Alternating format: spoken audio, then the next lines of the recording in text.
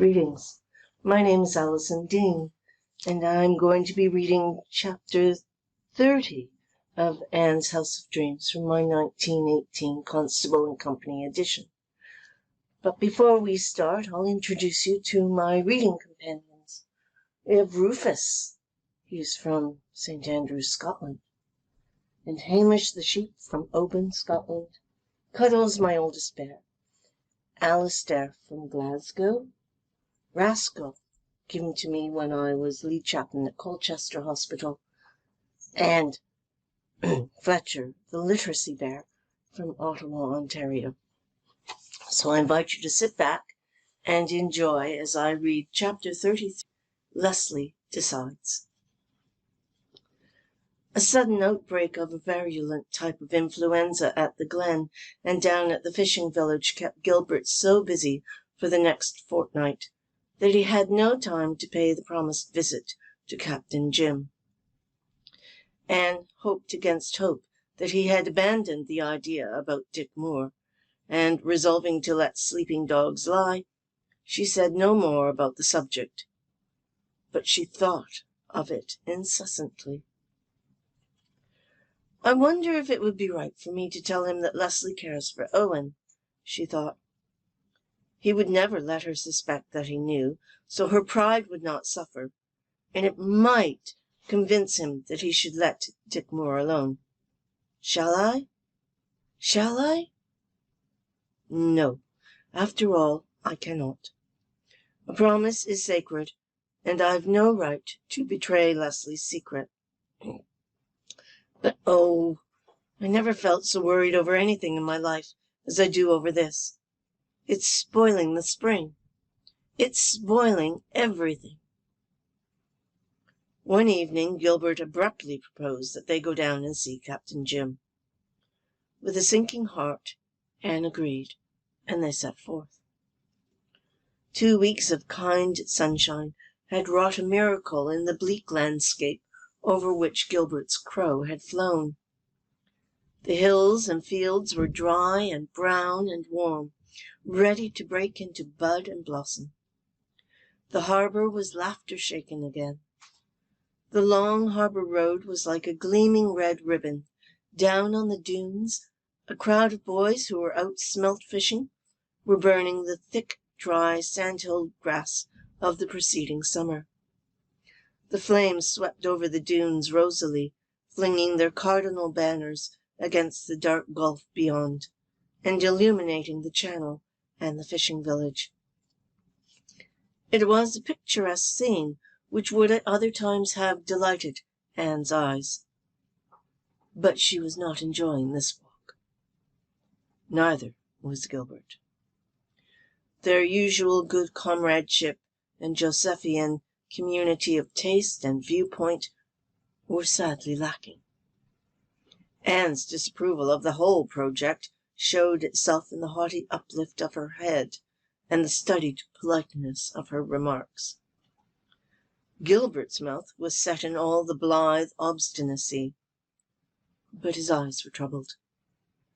He meant to do what he believed to be his duty, but to be at outs with Anne was a high price to pay. Altogether, both were glad when they reached the light, and remorseful that they should be glad. Captain Jim put away the fishing net upon which he was working and welcomed them joyfully. In the searching light of the spring evening, he looked older than Anne had ever seen him. His hair had grown much grayer, and the strong old hand shook a little. But his blue eyes were clear and steady, and the staunch soul looked out through them gallant and unafraid. Captain Jim listened in amazed silence while Gilbert said what he had come to say. Anne, who knew how the old man worshipped Leslie, felt quite sure that he would side with her, although she had not much hope that this would influence Gilbert. She was, therefore, surprised beyond measure when Captain Jim, slowly and sorrowfully, but unhesitatingly gave it as his opinion that Leslie should be told. "Oh, Captain Jim, I didn't think you'd say that," she exclaimed reproachfully. "I thought you wouldn't want to make more trouble for her." Captain Jim shook his head. "I don't want to. I know how you must feel about it, Mistress Blythe, just as I feel myself. But it ain't our feelings we have to steer by through life. No, we'd make shipwreck mighty often if we did that. There's only the one safe compass, and we've got to set our course by that. What it's right to do. I agree with the doctor. If there is a chance for Dick, Leslie should be told of it. There's no two sides to that, in my opinion."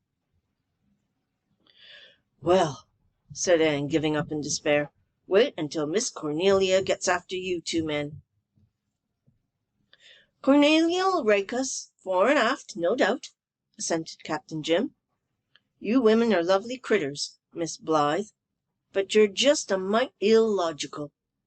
You're a highly edicated lady, and Cornelia isn't. But you're like as two peas when it comes to that. I dunno's you're any the worse for it. Logic is a sort of hard, merciless thing, I reckon. Now, I'll brew a cup of tea, and we'll drink it and talk of pleasant things, just to calm our minds a bit." At least, Captain Jim's tea and conversation calmed Anne's mind to such an extent that she did not make Gilbert suffer so acutely on the way home as she had deliberately intended to do. She did not refer to the burning question at all, but she chatted amiably of other matters, and Gilbert understood that he was forgiven under protest. "Captain Jim seems very frail and bent this spring. The winter has aged him," said Anne sadly. "I am afraid he will soon be going to seek lost Margaret. I can't bear to think of it." "Four Winds won't be the same place when Captain Jim sets out to sea," agreed Gilbert. The following evening he went to the house up the brook. Anne wandered dismally around until his return. "Well, what did Leslie say?" she demanded when he came in. "Very little. I think she felt rather dazed." "And is she going to have the operation?" "She's going to think it over and decide very soon." Gilbert flung himself wearily into the easy chair before the fire. He looked tired. It had not been an easy thing for him to tell Leslie, and the terror that had sprung into her eyes when the meaning of what he told her came home to her was not a pleasant thing to remember. Now, when the die was cast, he was beset with doubts of his own wisdom. Anne looked at him remorsefully. Then she slipped down on the rug beside him and laid her glossy red head on his arm. "Gilbert, I've been rather hateful over this. I won't be any more. Please, just call me red-headed and forgive me." By which Gilbert understood that, no matter what came of it, there would be no "I told you so's." But he was not wholly comforted. Duty in the abstract is one thing. Duty in the concrete is quite another, especially when the doer is confronted by a woman's stricken eyes. Some instinct made Anne keep away from Leslie for the next 3 days. On the third evening, Leslie came down to the little house and told Gilbert that she had made up her mind. She would take Dick to Montreal and have the operation. She was very pale, and seemed to have wrapped herself in her old mantle of aloofness. But her eyes had lost the look which had haunted Gilbert. They were cold and bright, and she proceeded to discuss details with him in a crisp, businesslike way. There were plans to be made and many things to be thought over. When Leslie had got the information she wanted, she went home. Anne wanted to walk part of the way with her. "Better not," said Leslie curtly. "Today's rain has made the ground damp. Good night." "Have I lost my friend?" said Anne with a sigh. "If the operation is successful and Dick Moore finds himself again, Leslie will retreat into some remote fastness of her soul where none of us can ever find her." "Perhaps she will leave him," said Gilbert. "Leslie would never do that, Gilbert. Her sense of duty is very strong.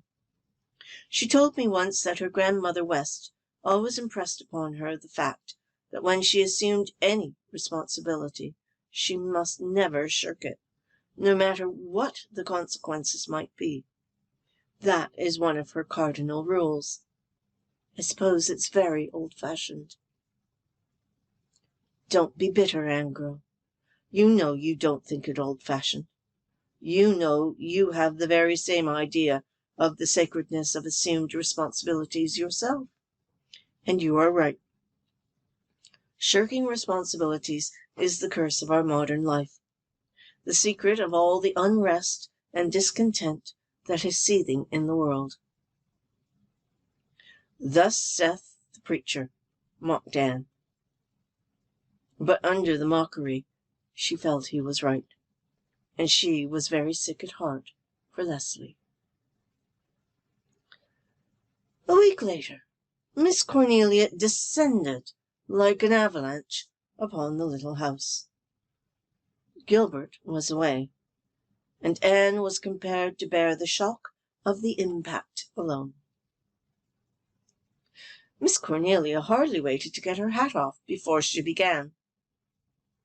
"Anne, do you mean to tell me it's true what I've heard? That Dr. Blythe has told Leslie Dick can be cured, and that she is going to take him to Montreal to have him operated on?"